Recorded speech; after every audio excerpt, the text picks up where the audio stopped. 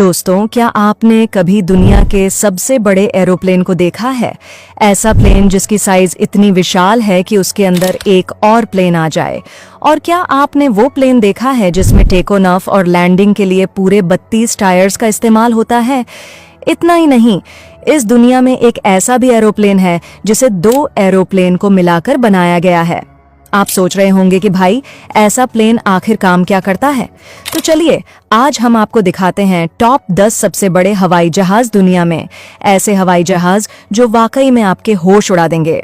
पहले Antonov N 225 मरिया की बात करते हैं।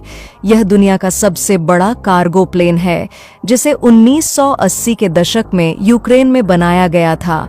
1980 के दशक के दौरान इस हवाई जहाज का उपयोग उपग्रहों को एक जगह से दूसरी जगह ले जाने के लिए किया जाता था और इसमें उपग्रहों को आसानी से अंदर बाहर किया जा सकता था। इस एन 225 की लंबाई 290 फीट है। इस हवाई जहाज की लंबाई का अंदाजा आप इसी बात से लगा सकते हैं कि यह लगभग स्टैचू ऑफ लिबर्टी के बराबर है। इस हवाई जहाज में 6 टर्बोजेट इंजन लगे हैं, जिसकी वजह से यह प्लेन इतना शक्तिशाली हो जाता है कि यह एक बार में 640 मीट्रिक टन वजन लेकर उड़ान भर सकता है। इस हवाई जहाज के पिछले हिस्से में 14 जोड़ी टायरों का उपयोग किया गया है।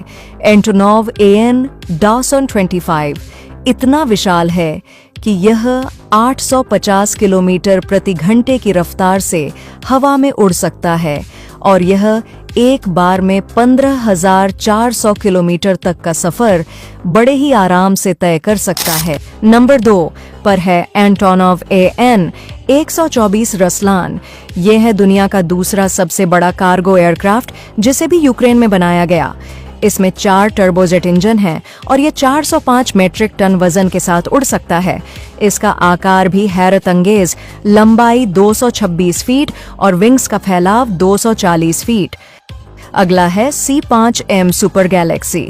दोस्तों, यह विमान दुनिया का सबसे बड़ा सैन्य परिवहन विमान है जिसे 1960 के दशक में अमेरिकी वायुसेना के लिए बनाया गया था।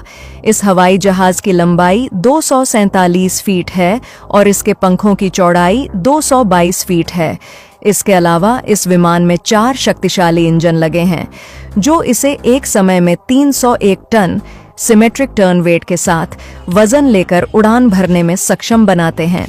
इस C-5M सुपर गैलेक्सी विमान का उपयोग मुख्य रूप से सैन्य उपकरणों के परिवहन के लिए किया जाता है। इसके अतिरिक्त बाढ़ जैसी आपदाओं में फंसे लोगों को बचाने और दुर्गम स्थानों पर भोजन व अन्य